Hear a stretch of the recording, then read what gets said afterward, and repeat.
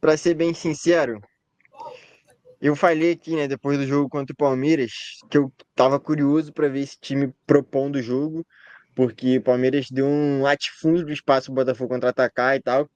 E no jogo na Libertadores contra a Universidade do Chile, o Botafogo precisou propor jogo e não propôs nada, né? Jogou muito mal. E esse jogo contra o Juventude, cara, primeiro tempo foi mais ou menos a mesma coisa, assim, o Botafogo tentou propor jogo e não fez nada. Muitos erros técnicos, eu sigo batendo nessa tecla aqui, desde o Carioca eu tô falando isso. Tudo bem, os caras estão desentrosados, falta treinamento, piriri, pororó, beleza. Agora não tem justificativa pro Savarino errar a quantidade de domínio que ele tá errando o tempo inteiro. Para os caras errarem passe de 2 metros, assim. A única justificativa plausível que você pode dar é falta de ritmo de jogo, porque o Botafogo pegou 3 meses do ano e jogou no lixo.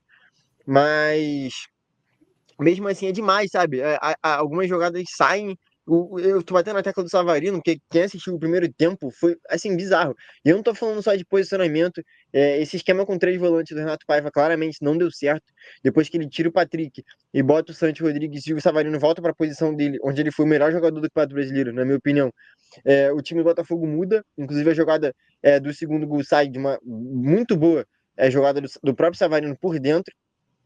Então, assim, mas no primeiro tempo, quebrando a bola, errando domínio, errando passe, bizarro.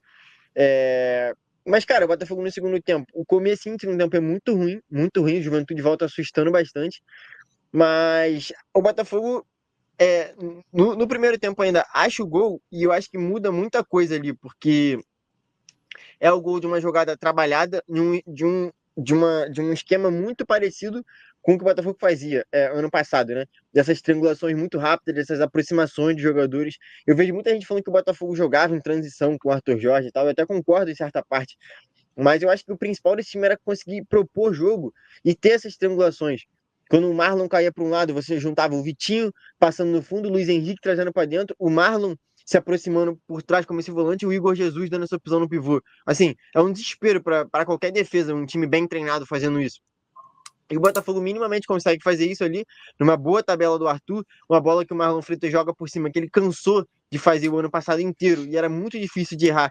E ele erra constantemente, ele tenta uns 2, 3 lançamentos no primeiro tempo, que a bola vai direto para fora, e ele consegue achar uma jogada, o Arthur faz o cruzamento, o Igor Jesus, eu bato aqui nessa tecla de novo, o Igor Jesus é muito bom jogador, é muito bom centroavante, o gol anulado que ele faz, por causa do impedimento do Matheus Ponte, que seria o 3-0, é um golaço de centroavante, ele domina a bola no alto e já gira batendo de canhota, assim, gol de camisa 9, é muito bom jogador o Igor Jesus e é muito subestimado. Mas enfim, ele consegue achar um gol ali, destrava um Botafogo que estava muito mal no jogo, e a volta para o segundo tempo, o Juventude volta naquele ímpeto de tentar empatar o jogo e tal. E quando o Paiva mexe no time, ele ali com 10 minutos do segundo tempo, ele não fica esperando a 15, 20 para ver como o time vai se portar. Isso eu achei um ponto muito positivo. Ele tira o Patrick de Paula, que claramente não estava bem, bota o Santos aberto na esquerda, Savarino por dentro e o Arthur na direita. O time do Botafogo muda completamente, começa a jogar muito bem. Claro, o Juventude parte para cima, dá muito espaço para o Botafogo, os contra-ataques aparecem, mas além dos contra-ataques, são jogadas trabalhadas, não são contra-ataques de bola escada, de qualquer jeito. Eu tive muito essa impressão contra o Palmeiras, que era um contra-ataque de 3 toques, assim. Era roubada, bola no volante e bola esticada. O segundo gol do Botafogo contra o Juventude, a bola sai lá do John. E é um contra-ataque, porque o time do Juventude tá com a marcação da linha alta, então tá no campo de ataque. E quando a bola chega no Cuiabano na esquerda, tem uma avenida para ele avançar, então fica com essa impressão de ser um contra-ataque. Mas na verdade foi um contra-ataque que o Botafogo mesmo construiu lá de trás. Então é um belo gol, a bola chega no Savarino, tá o cruzamento. Cara, eu sou apaixonado por esses gols de lateral para lateral, tá os dois laterais ofensivos, então o Cuiabano cruza, o Matheus Ponte chega. Então, assim, é um belo gol, o Botafogo faz um ótimo segundo tempo. De novo, porque o Juventude se propôs a subir essa marcação e dar esse espaço para o Botafogo contra-atacar. Um contra-ataque diferente do que foi contra o Palmeiras, onde o Palmeiras teve a bola e o Botafogo roubava e acelerava, roubava e acelerava. Dessa vez o Juventude subiu a marcação e o Botafogo conseguiu sair dessa marcação alta muito bem, tendo os espaços para os contra-ataques. Então gostei do jogo do Arthur, apesar de ter vacilado um pouco nas finalizações, ele perde um gol, a bola na trave e tal. Mas enfim, o Botafogo criou e podia ter feito 3, 4 tranquilamente. O Botafogo perde alguns gols no segundo tempo. Então, acho que dos 3 jogos, para mim, foi o que mais me empolgou, que mais me deixou sensações positivas. E se você botar na balança dos 3 jogos, o Botafogo jogou 2 muito bem e um ruim, né? Então o saldo ainda, querendo ou não, é positivo. Mas, de novo, terça-feira é um adversário que, além de se defender, muito provavelmente vai ter a Cira e os árbitros da Conmebol que são coniventes com a Cira. A gente sabe como é que funciona, todo o clima de Libertadores, além de uma pressão maior do que no Campeonato Brasileiro. Que a Libertadores são 6 jogos, um Botafogo já perdeu, faltam 5. Não pode, de maneira nenhuma, pensar em empatar ou não ganhar esse jogo.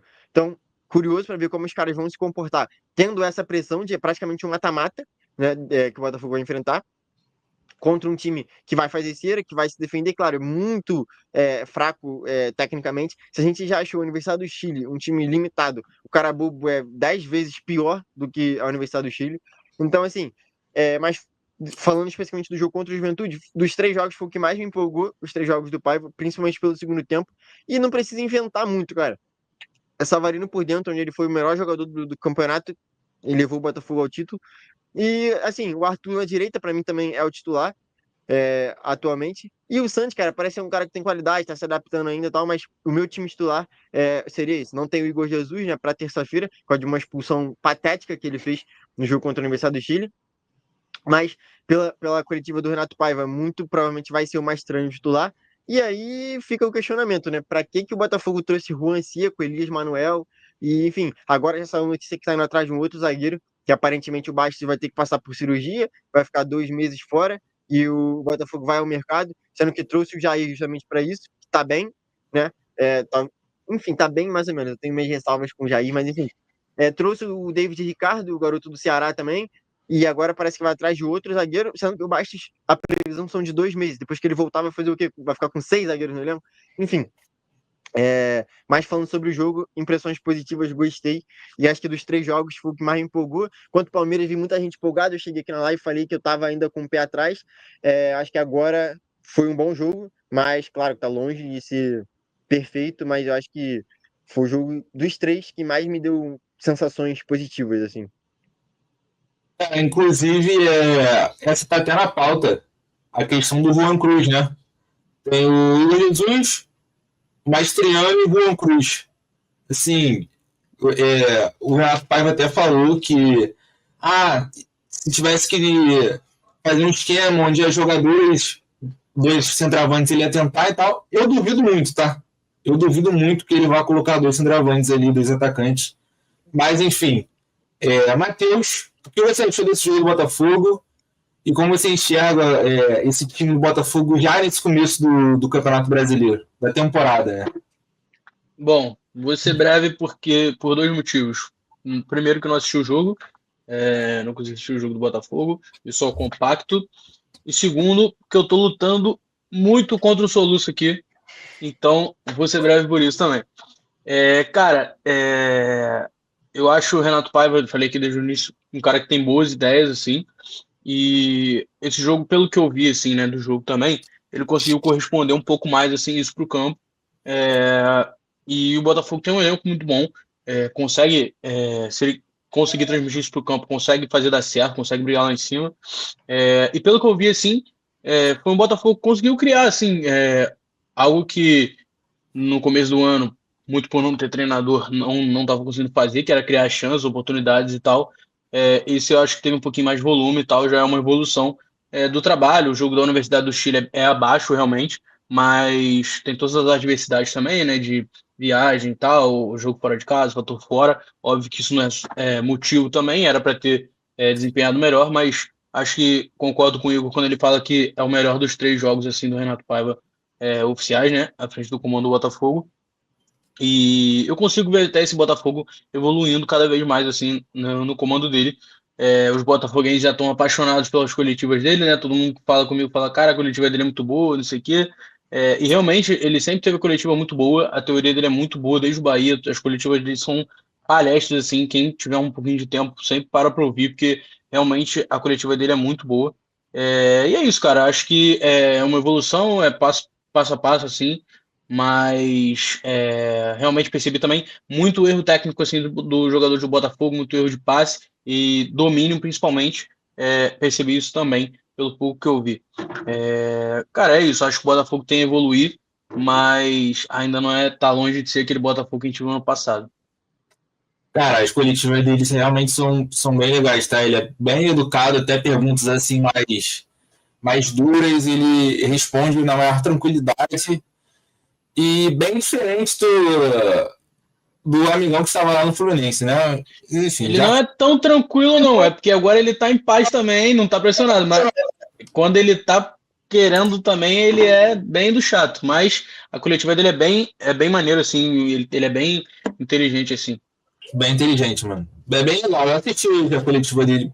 Enfim, bem legal. Agora, Vitor, qual a sua opinião sobre este Botafogo e a última partida? Vamos lá. Sobre essas coletivas, só lembrando que ele tem uma treta lá quando ele estava no Bahia, que é assim, bizarra, tá? Ele quase sai na mão com o jornalista. Mas, falando sobre o jogo, cara, vamos lá. Eu tô muito na linha do segundo tempo. O segundo tempo do Botafogo eu gostei muito. Eu gostei do que eu vi. Mas o primeiro tempo ele me deixou até um pouquinho preocupado, tá? Vocês falando que é o jogo que dá mais confiança, eu discordo. Para mim, a melhor atuação do Botafogo ainda é contra o Palmeiras. Por dois motivos. Um, por ser um adversário melhor. Dois, o Juventude cedeu muito espaço. Achei até de forma desnecessária, tá? Mas é um time frágil fora de casa. O Juventude tem um aproveitamento fora de casa péssimo desde o Campeonato Gaúcho. E não só desde o Campeonato Gaúcho, não. O Juventude é péssimo fora de casa desde o ano passado. Desde que subiu para a Série A, na verdade, o Juventude se garante nos jogos em casa.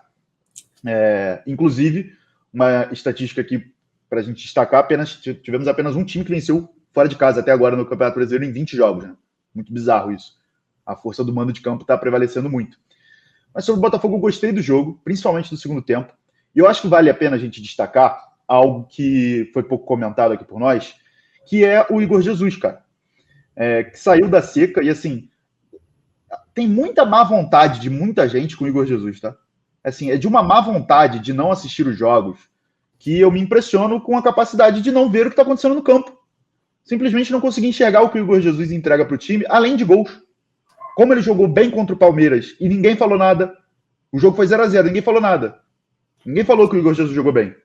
Aí ele joga bem de novo contra o Juventude. Tudo bem, fez uma cagada lá no jogo contra a Universidade. Normal, acontece, beleza, tudo bem. Lance de criança, ficou expulso à toa. Mas é um jogador que faz sempre bons jogos, apesar de não entregar gols sempre. E a imprensa, muita gente da imprensa, trata como se ele fosse um atacante ruim, fosse um atacante comum, que não pode ser convocado, porque ele faz um gol a cada não sei quantos jogos. Mas quando era o Paulo Guerreiro no futebol brasileiro, era elogiado, né? Faz pivô como ninguém, mata a bola, distribui para os companheiros. O Igor Jesus não pode. Para mim, assim, uma falta de vontade ou clubismo de não enxergar o jogo, de não enxergar o campo. E o Igor Jesus, para mim, continua sendo um dos jogadores mais importantes desse Botafogo, joga muita bola e peça fundamental na vitória contra o Juventude, não só pelo gol marcado. Repito, não é só gol. Tem jogador que não é só gol, tem centroavante que não vive só de gol, e o Igor Jesus ele não vive só de gol. Dificilmente a gente vai chegar aqui e falar, pô, hoje o Igor Jesus fez uma partida péssima, quebrou a bola. Diferente de outros centroavantes que fazem mais gol, mas que tem partida que atrapalha completamente o time. Inclusive, Vitor, você puxou um gancho aí, ó, vai virar corte, hein, editor do canal. Atenção.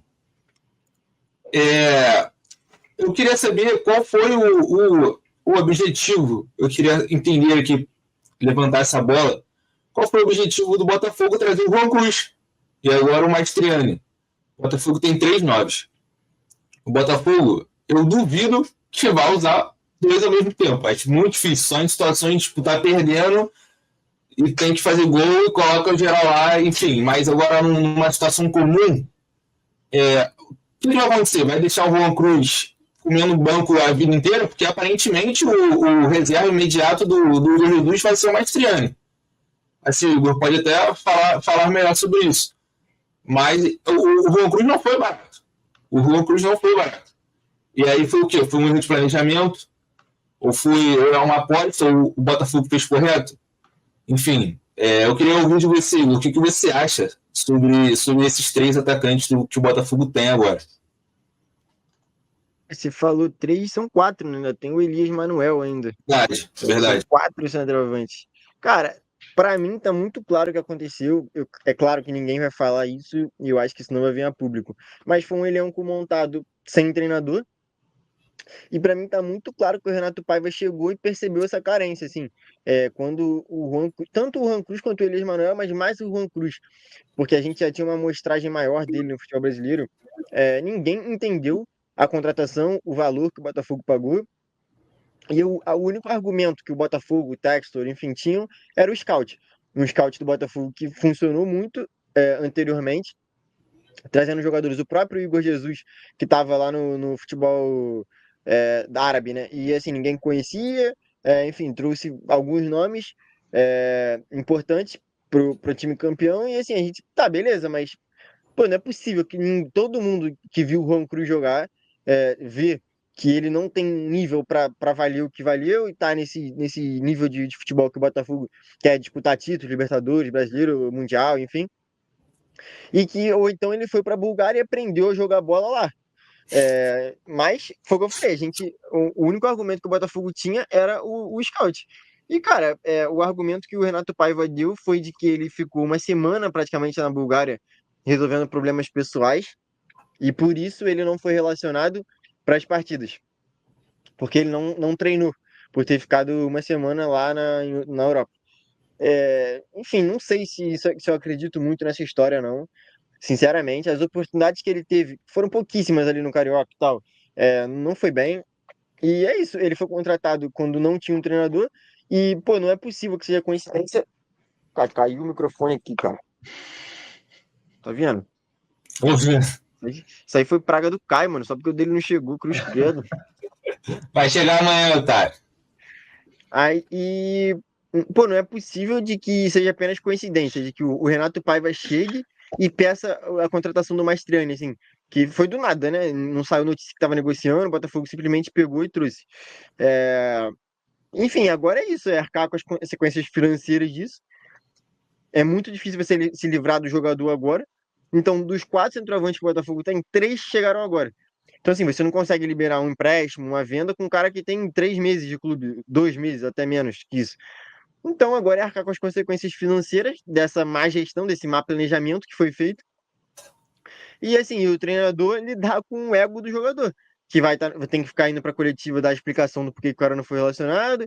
O cara chega, provavelmente, com o valor que o Botafogo pagou nele. Tem toda uma conversa de, vou ter minutagem, vou ser titular, vou ser utilizado.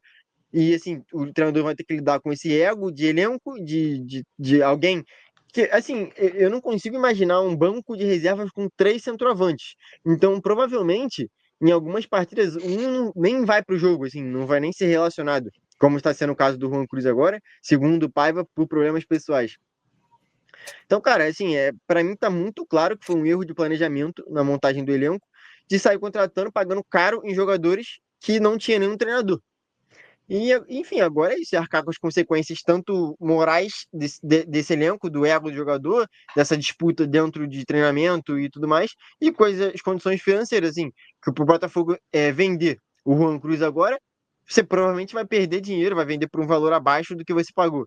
Um empréstimo, assim, eu imagino que o salário dele seja alto, não seja tão fácil para ninguém, para algum time contratar. Então, assim, arcar com as consequências, para mim tá muito claro, tá? De que foi um mau planejamento, mas não sei se alguém vai vir a público, eu acho que não, admitir isso.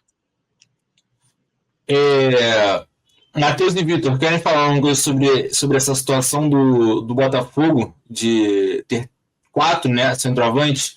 O Igor me deu um gancho ali, de uma pergunta que eu quero fazer para vocês. Mas se quiserem falar do centroavante, podem prosseguir. Cara, então, quanto ao Juan, quando ele vem pro Botafogo, acho que todo mundo se surpreende, né? Inclusive o torcedor do próprio Botafogo. E cara, a minha opinião era de que era um cara muito abaixo tecnicamente, assim, pelo que eu vi de Santos e Vasco aqui no Brasil, mas muito abaixo, ainda mais pelo valor que foi pago. Porém, é o que o Igor falou, a gente confia nos scouts do Botafogo. E, cara, eu não consigo duvidar também que o cara tenha tido uma evolução enorme.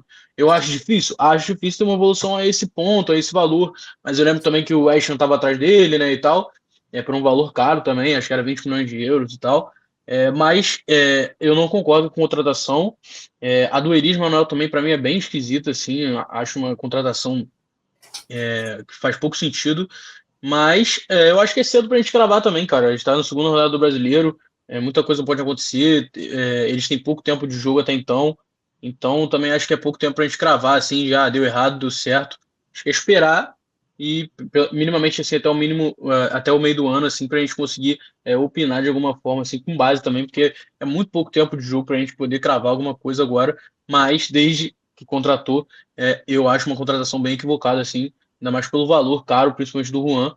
Então, e só complementando também o que o Vitor falou do Igor Jesus, eu acho, cara, o Igor Jesus é muito bom jogador, assim, muito bom jogador, e é jogador mesmo, faz assim, finaliza bem, mas eu acho que ele poderia sim adicionar um pouquinho mais de gol no jogo dele. Acho que isso não faz dele bom ou ruim, mas acho que se ele adicionar um pouco mais de gol, assim, óbvio que falar assim é muito fácil, a gente tá no ar-condicionado aqui e tal, mas eu acho que ele adicionar um pouquinho mais de gol no jogo dele, assim, ser um pouquinho mais objetivo às vezes, iria contribuir, até porque, por exemplo, na minha opinião, saudável, o Gabriel Jesus seria o meu 9 da seleção, muito porque ele joga e faz jogar também, e ajuda a parte ofensiva, o setor ofensivo a produzir mais ainda, porque tem o pé bom.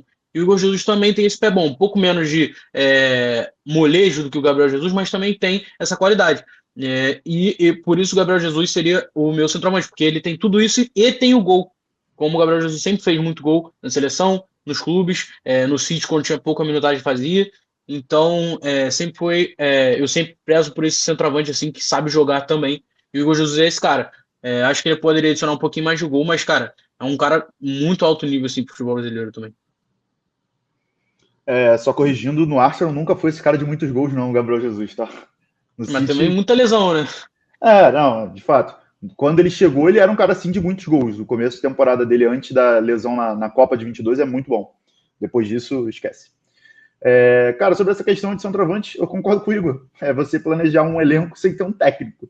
Aí o técnico chega, vê que o jogador para ele não serve, ele não usa, pô. É muito simples. A questão é muito simples, gente. Você chega numa empresa, não pode contratar mais ninguém. Esses são os funcionários. Esse funcionário não te serve, você não usa. É muito simples. Só que não tem como você demitir o cara no futebol. Porque ele recebe salário, ele foi contratado por um valor absurdo, tal. Então não adianta. É muito simples a questão. E a gente avisou que isso ia acontecer. Cara, o Botafogo tá montando um elenco sem ter um técnico. A gente falou isso aqui, ó. Muitas lives. Isso poderia acontecer e aconteceu. Significa que ele é ruim? Não. Apesar da passagem dele, como o Matheus falou no Santos, é péssima. Mas não serve para o estilo que o Renato Paiva quer. E assim, ter 4 centroavantes no elenco é uma loucura completa. É um erro de planejamento, como a gente já imaginava que ia acontecer. A gente falou bastante disso, cara. A gente falou bastante disso e enfim, vai pesar no bolso e vamos ver o que vai dar. Mas, para encerrar o Botafogo, o Igor tinha me dado um gancho ali, só que eu tenho que esperar o nosso amigo Matheus Begui voltar ao local dele, porque... Olha ele aí. Tô de volta. Urgências.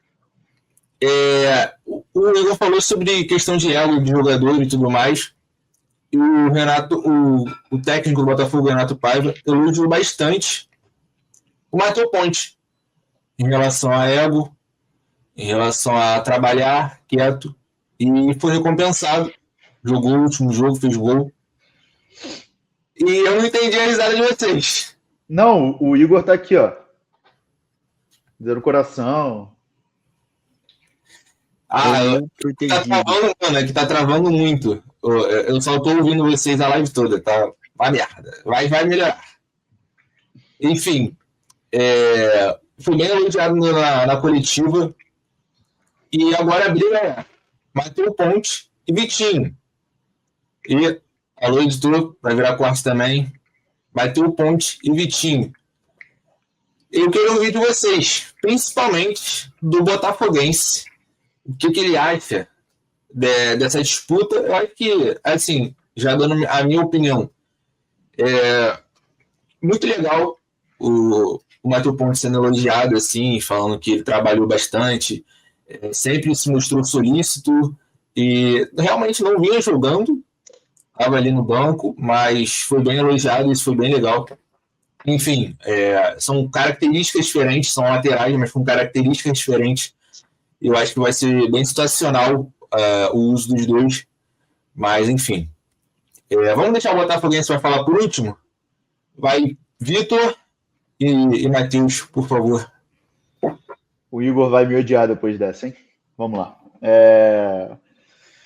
Para mim, os dois são bem medianos. Eu não consigo ver uma diferença clara entre os dois. Para mim, os dois são...